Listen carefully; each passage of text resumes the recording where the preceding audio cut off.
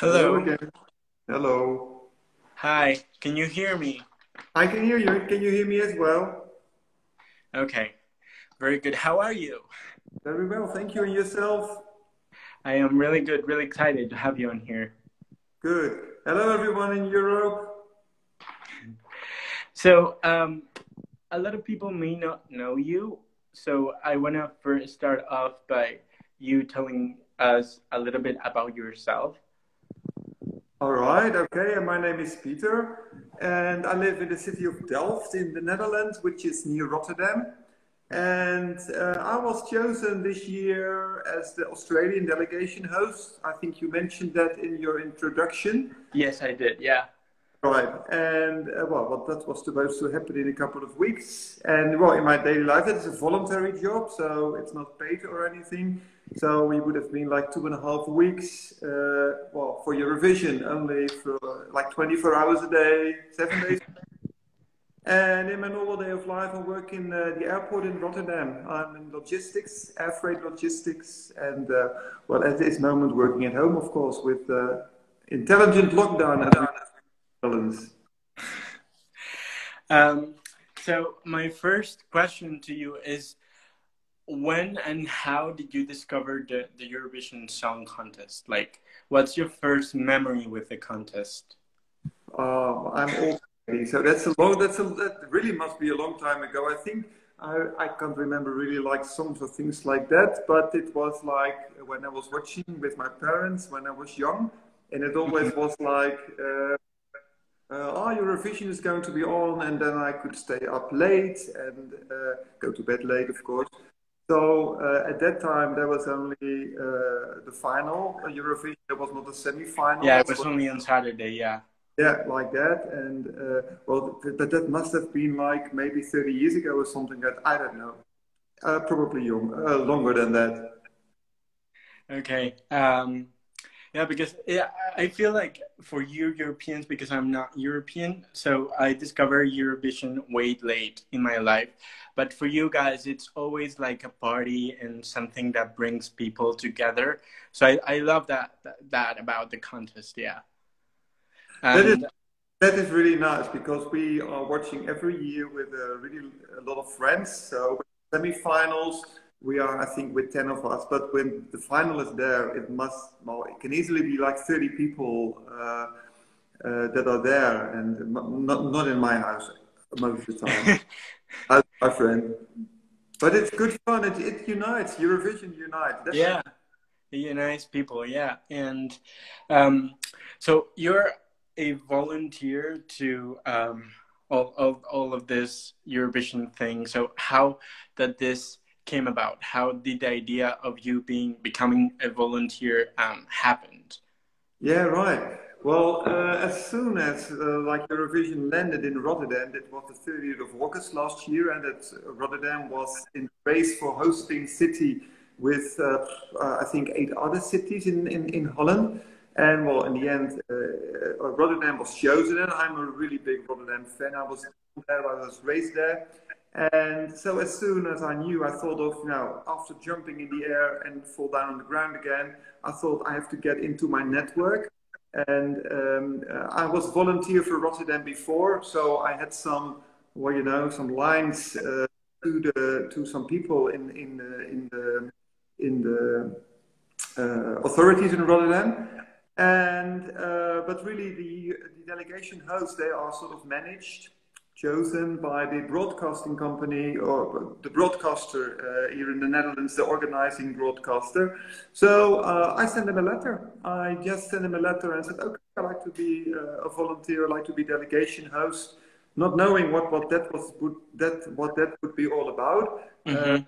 So really, that was sort of a challenge. So that started like September last year already, and then in early December, I met up with the delegation manager from the broadcaster when I was in Ahoy Arena. I was there when the volunteer platform was launched, and I met her and with her, and he said, "Oh, but what kind of country would you choose?" And I said, "Well, Australia." And oh, Australia. Well, that's that's interesting choice. And why Yeah. did you?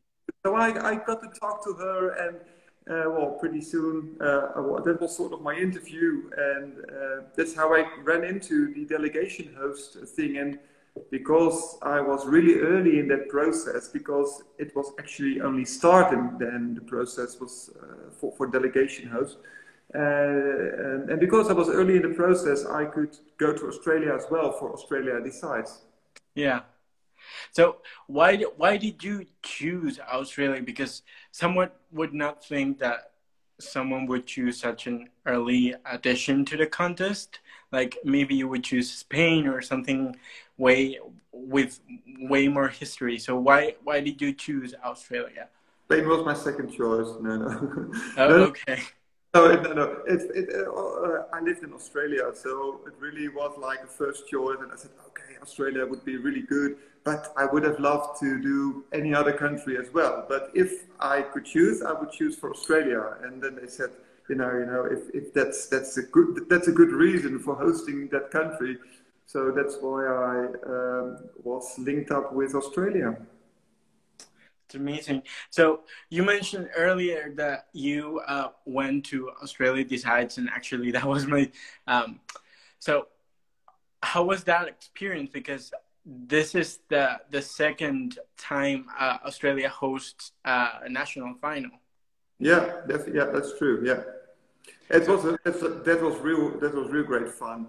I met with the delegation there, or the people that I was going to, or I was supposed to meet somewhere next week. I met a lot of them already down under, and of course with a couple of artists, some writers of the songs as well, but especially a lot of fans. I met really a lot of fans in Australia. Eurovision is so big over there, and I was really amazed about that. But it was really good fun there.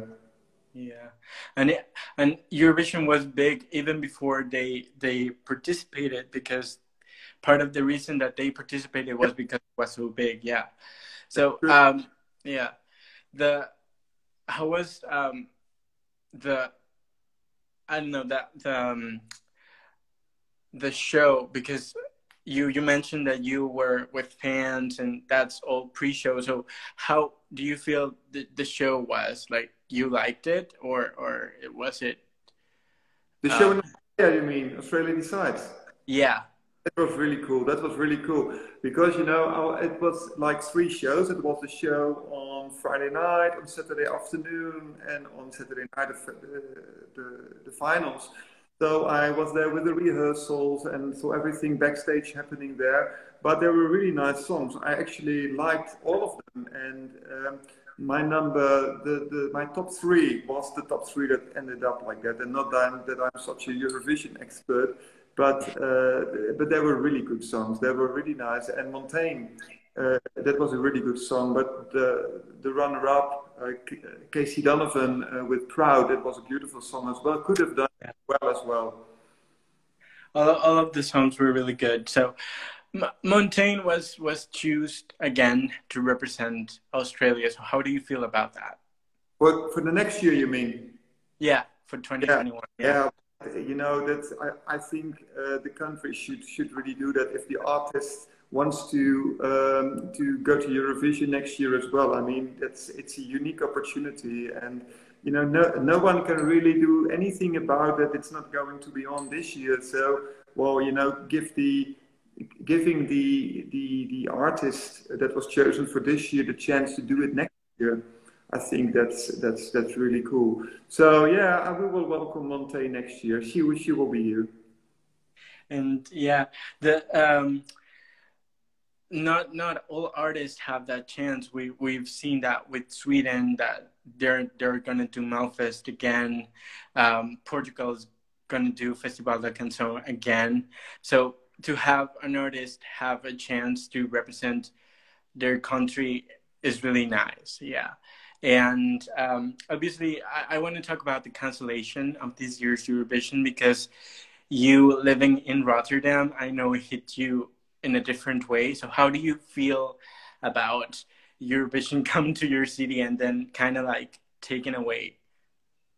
Yeah, that's sad, but that really is the way it is. There is really nothing we can do about it. And you saw it coming. I mean, everything was cancelled. So, Eurovision that's logical. It's not going on. It's just not safe, and you can't travel anyway. So we'll do it next year, and it will be even better. It will be, or maybe not even bigger, because it will be different. I was asked last week by a newspaper here in Rotterdam as well, what do you think about next year? And well, I mentioned as well, it's going to be different because we've got this 1.5 meter distance thing on at the moment. You never know, maybe they're still there next year, but we'll have to wait and see. I can't look in the future. If I could, I would not be sitting here, I think. But no, definitely, we'll just don't know. We don't even know if we are going to be delegation hosts next year. There are 82 of us, and we just have to wait and see. Maybe it's going to be totally organized differently. I don't know. But I like the fact that the EBU has taken out every chance they can to save the contest, and when they see no way out, they finally, with deeply regret, canceled it. But it's not like they said, "Oh, there's nothing we can do, and we can cancel it." They had like the option of doing without the public, and so many options that were put out on the table, but no were viable. So they ultimately canceled. But the contest is coming back to Rotterdam next year in 2021, so that's good, I think. Well, the final decision still has to be taken by the EBU, but okay.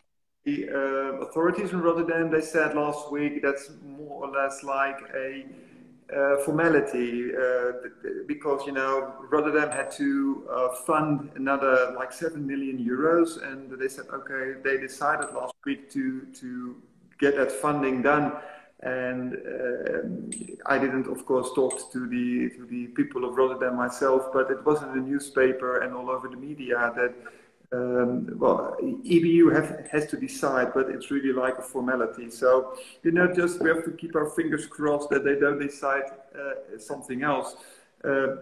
I just don't know. We'll just have to wait and see. I think within 2 weeks' time we will know what's going to happen, and it will be very logical to have it in Rotterdam, of course, because we were so close, and everything is more or less arranged here.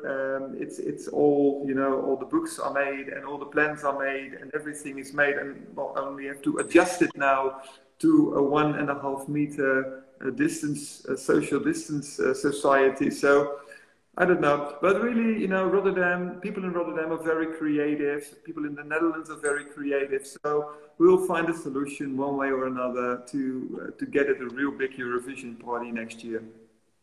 And that's what I really like, because I feel like we live in a time when we don't know what's going to happen next. But you guys are giving us hope and are planning everything as that it's going to happen. So that's really good. Eurovision is in good hands in the Netherlands and in Rotterdam. Yeah. So with you guys hosting next year, what would you have done differently on like to make it better for next year? Because this year was already planned when it was canceled. So what would you have done differently to, I don't know, make it better, or maybe a bigger party? I really can't answer it. No, but it really is too early. I think we just only landed that it has been cancelled. So what the plans are for next year, I really don't know. I know that the people in Rotterdam, of Rotterdam Partners, for example, that's the marketing team of Rotterdam, together with Verheij, they are working really hard behind the scenes already to get all the plans fixed on the new regulations that are known at this moment. Maybe this whole Corona thing is behind us next year, and maybe we are still in the middle of it. No one knows, and we will just have to wait and see. But knowing Rotterdam, they will make a big party out of it. And if they did not want to do that, they would not have been hosting it for next year, because obviously it's costing a lot of extra money there as well.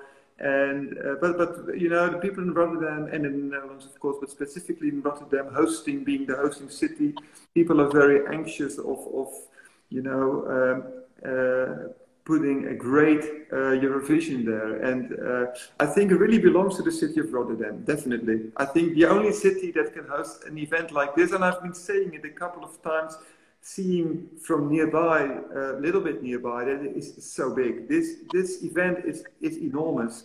Yes. And it really is, and Yeah. I don't think, you know, like Amsterdam could host it, but there are not many more cities in the Netherlands that could host such a big event. I think like it's one of a kind event because it's so big. Yeah.